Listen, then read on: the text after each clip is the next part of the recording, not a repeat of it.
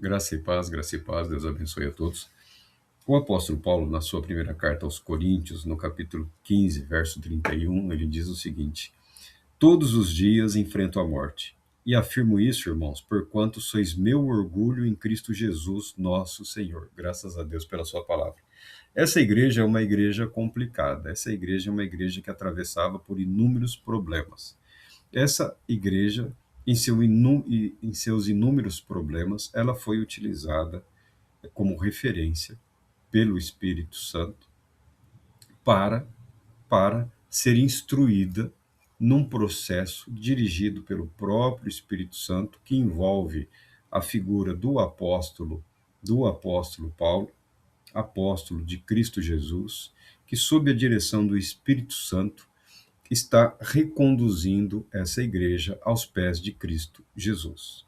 Essa igreja, usando o nosso linguajar atual, ela pode ser declarada como uma igreja, a igreja de Corinto era uma igreja mundana.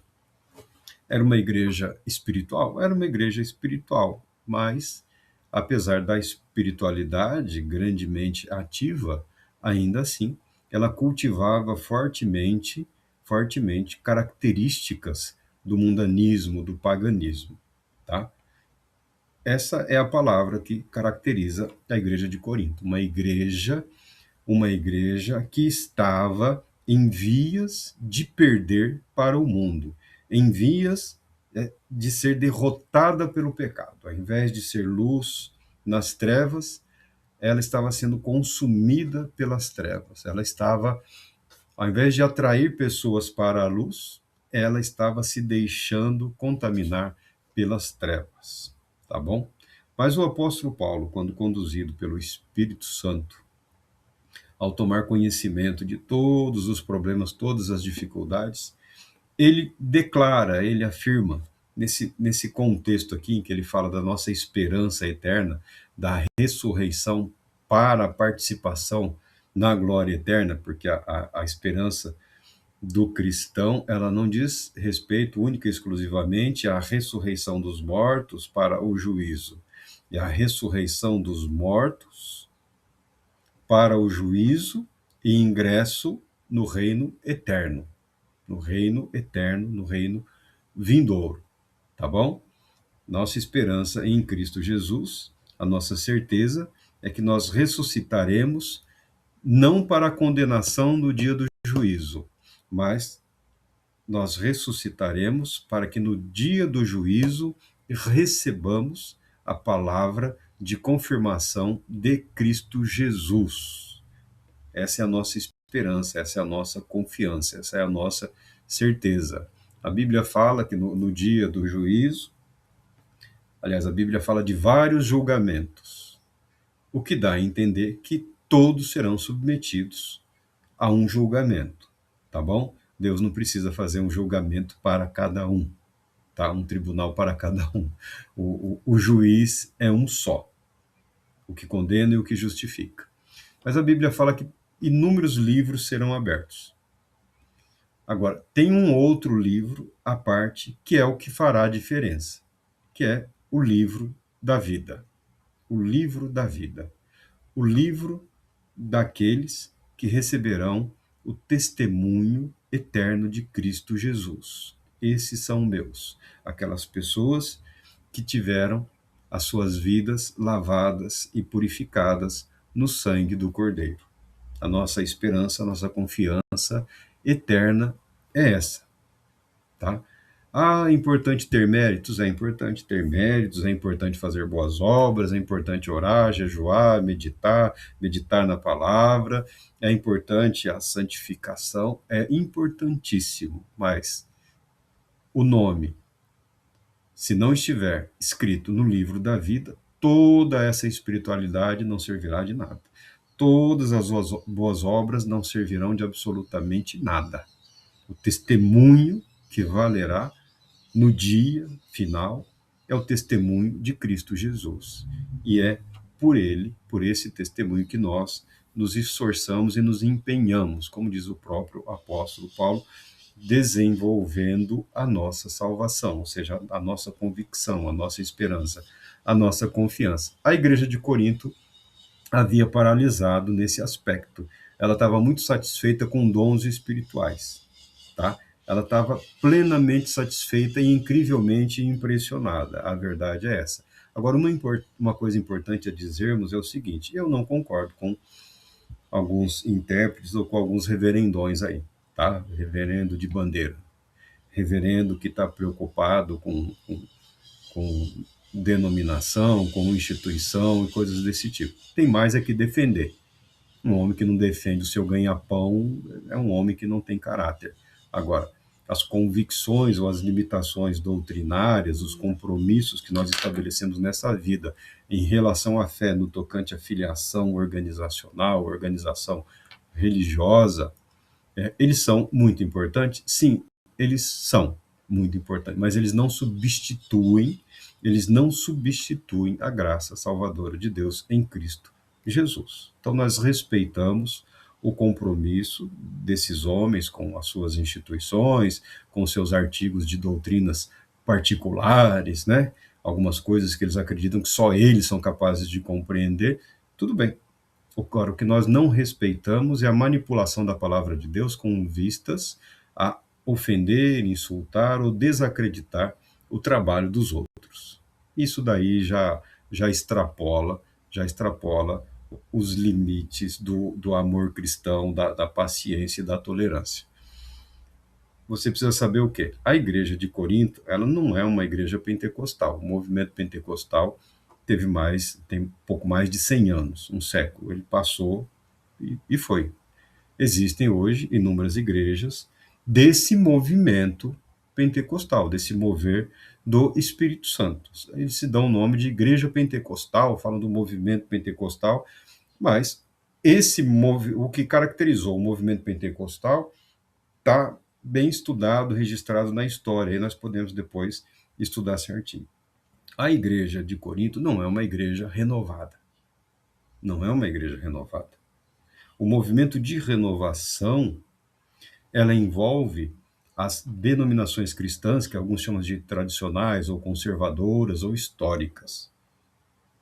O movimento de renovação, o movimento carismático na Igreja Católica, há movimentos carismáticos em todas as igrejas, denominações do mundo, tá? Mas o chamado movimento carismático, como nós enfrentamos, não, como nós vemos aqui no Brasil, na América Latina aqui, ele é relativamente recente, é um mover relativamente recente que tem produzido seus resultados aí.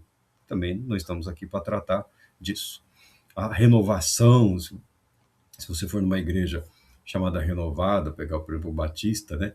Se você falar que a igreja batista renovada é uma igreja pentecostal, é capaz do irmãozinho lá começar a tremer, ter um desmaio, uma convulsão, só para evitar a violência. Eles têm uma profunda aversão, pelo menos boa parte dos reverendos que eu conheci, eles não aceitam se identificar com o movimento pentecostal.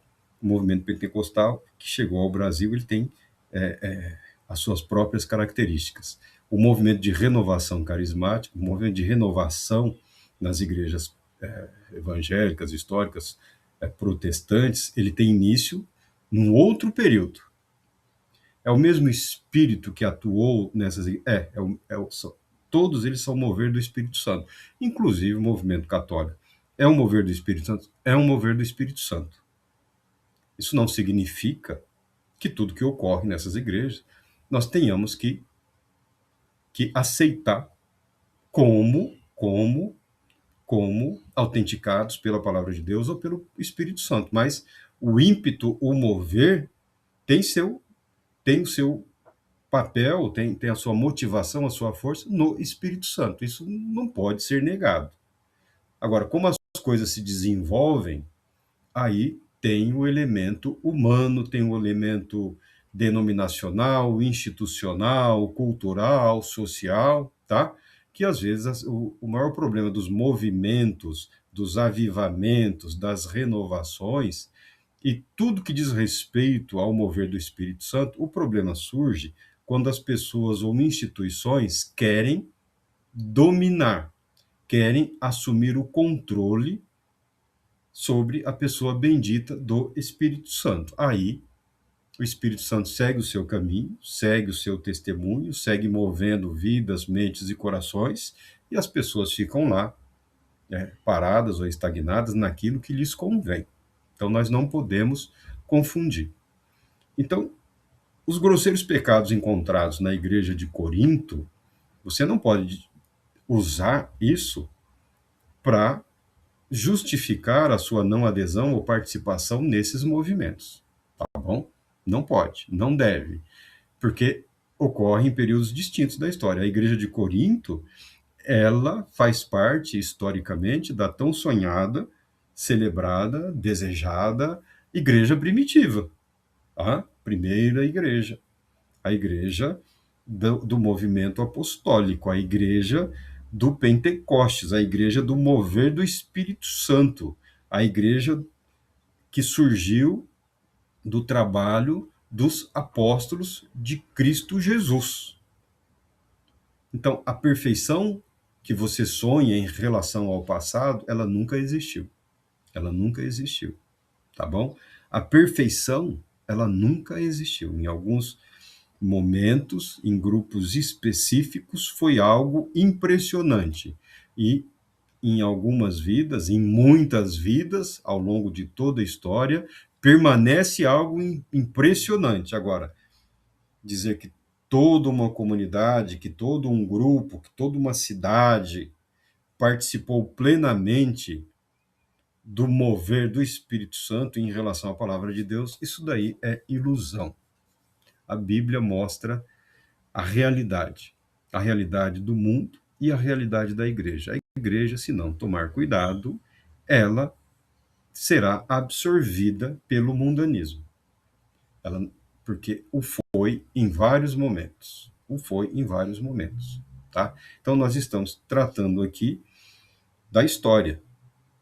E tão verdade é que os ensinamentos do apóstolo Paulo são úteis em toda e qualquer igreja sobre a face da terra, em todos os momentos da história da igreja, tanto no passado quanto hoje, e enquanto a igreja estiver neste mundo, a carta do apóstolo Paulo não só pode, como deve ser lida e ensinada dia após dia, porque o ser humano, quando não aceita se submeter à autoridade de Deus, ele é isso aqui, mesmo religioso, mesmo no ambiente religioso. A salvação está em Cristo Jesus. A salvação não está na igreja. A igreja, segundo o apóstolo Paulo entende, ela é formada por aqueles que são convocados por Cristo Jesus. A palavra significa assembleia, mas significa a convocação para a reunião com um propósito específico. O propósito específico é a participação no reino de Deus. Para que isso ocorra, a igreja também é convocada a ser testemunha da salvação de Deus, realizada plenamente na pessoa bendita de Cristo Jesus. A igreja deve testemunhar e a igreja deve se preparar para a vinda do Senhor, se não estivermos aqui quando ele retornar, para a ressurreição dos mortos, a esperança viva. Por isso o apóstolo Paulo fala, com relação à morte, eu a enfrento todo dia. Eu enfrento a morte todo dia. E para essa igreja aqui, tão machucada, tão ferida, tão pisoteada, ele fala, e afirma, irmãos, porque vocês são meu orgulho em Cristo Jesus, nosso Senhor. Palavra do apóstolo Paulo, não é a minha. Eu fico impressionado. Eu me impressiono com a disposição dele. Eu sei que é o Espírito Santo, mas eu, por menos, por metade disso, eu já falaria, ó, tchau para vocês. Vocês sigam o seu caminho, que eu sigo o meu, tá bom? Porque eu não sou o apóstolo Paulo. Eu não sou o apóstolo Paulo. Mas a palavra de Deus é essa palavra de esperança, essa palavra de fé. Por isso, homens como o apóstolo Paulo foram levantados por Deus sobre a face da terra, capazes de suportar tamanha afronta, tamanha ofensa, tamanho sofrimento por amor a Cristo Jesus, por amor ao Evangelho. E o apóstolo Paulo é conhecido por não desistir. O apóstolo Paulo jamais desistiu. E ele não aceitava isso, ele jamais desistiu. Por quê? Porque ele entende que a obra de Cristo Jesus é para a vida eterna, para a salvação eterna. O que está em risco, o que está em jogo aqui? A eternidade, onde as pessoas passarão a eternidade. E o apóstolo Paulo foi instruído por Cristo Jesus a conduzir as pessoas para a eternidade, convocando a todos ao arrependimento, à volta para Deus, colocando todos aos pés de Cristo Jesus, o nosso Senhor. Essa é a atuação do apóstolo Paulo. Eu louvo a Deus e glorifico a Deus por homens como o apóstolo Paulo, colocados sobre a face da terra para dar testemunho do amor de Deus e do poder capacitador do Espírito Santo na vida de todo o que crê. O apóstolo Paulo diz: estou enfrentando a morte.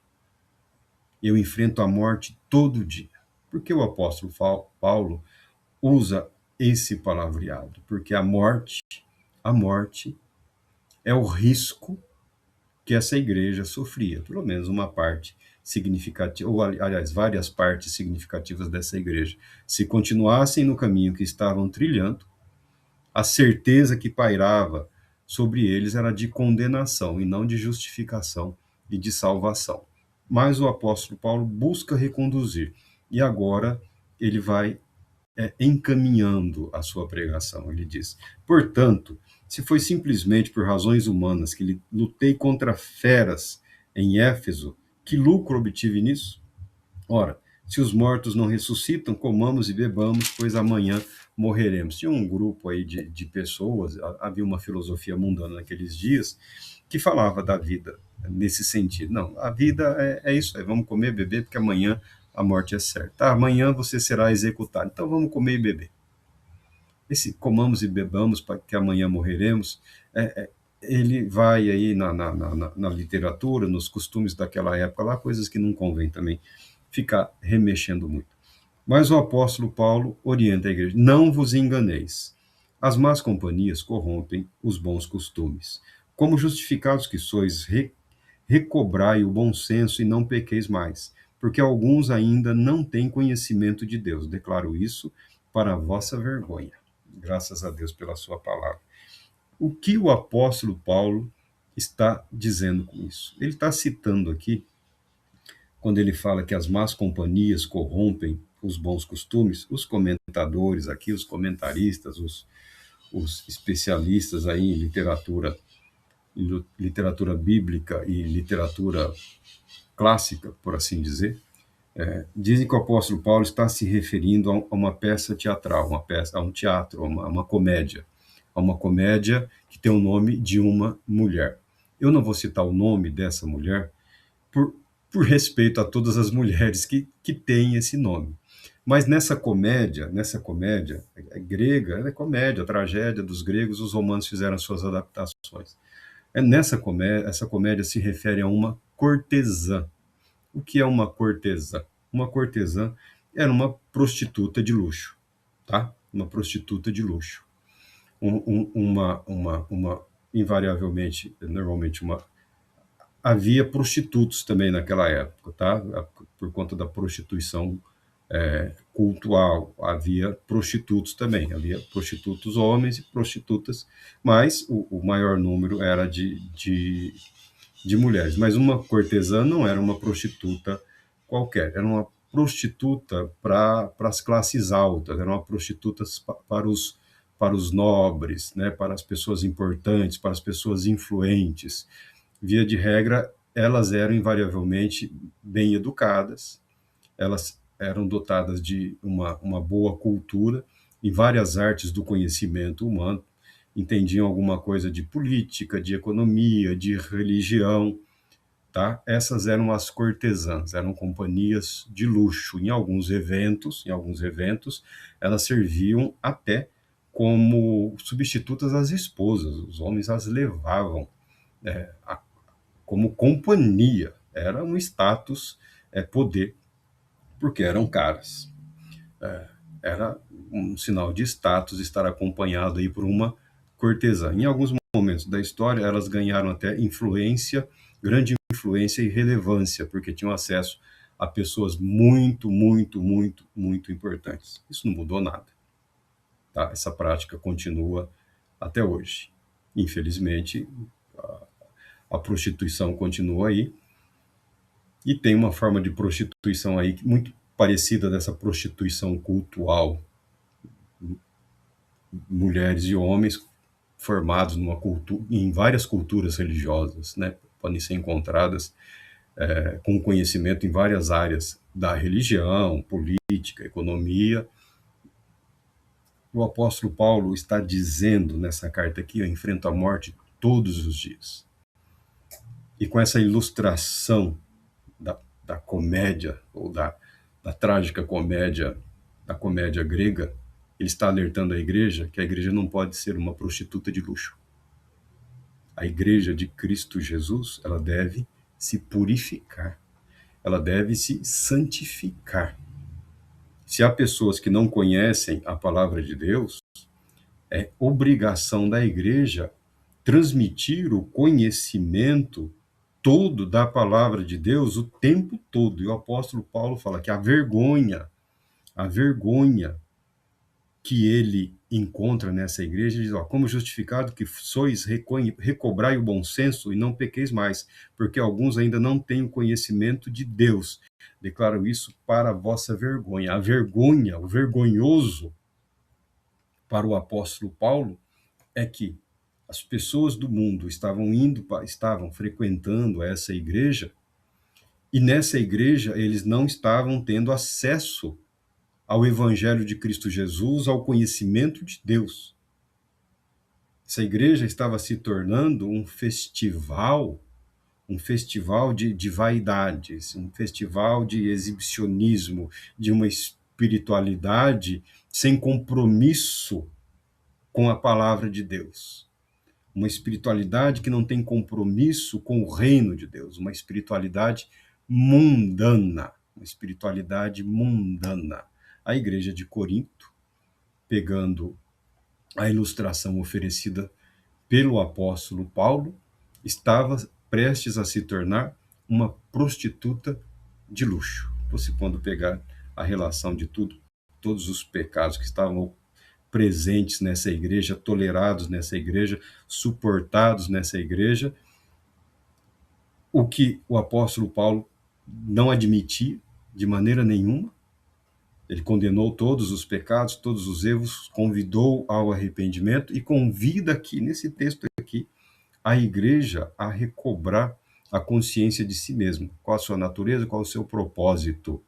Servir a Deus, proclamar o evangelho de Cristo Jesus, ser luz para o mundo, ser luz nas trevas. A igreja deve ser a cura para os aflitos, os necessitados, para todos aqueles que a ela buscarem com sinceridade. A igreja não é lugar de espetáculo, a igreja não é lugar de entretenimento. A igreja não é um ambiente meramente social. A igreja tem uma responsabilidade com o reino eterno de Deus em Cristo Jesus. Se perder de vistas esse compromisso, acaba se tornando isso, uma prostituta de luxo. E isso não fica bem para a igreja. Isso não fica bem para nenhum de nós. Não ficava bem para a igreja de Corinto, não ficava bem para a igreja nenhuma, e nunca ficará bem para nenhuma igreja sobre a face da terra. Mas a responsabilidade recai sobre a igreja. Não é sobre Deus, não é sobre Cristo Jesus, não é sobre o Espírito Santo. Porque se você olha para a igreja de Corinto, superabundou a graça. Não tinha falta de nada. E o apóstolo Paulo ainda se compromete, e ele fazia isso em todas as cartas, querendo visitar, compartilhar algum outro dom, alguma graça de Deus. O apóstolo Paulo é daqueles que, assim, eu estarei convosco na esperança de que Deus realize algo novo na vida de todos vocês. Essa deve ser a nossa expectativa. Essa deve ser a nossa confiança, que Deus está disposto a realizar algo novo. Mas, para tanto, a igreja precisa voltar ao compromisso e ao comprometimento com a verdade da palavra de Deus.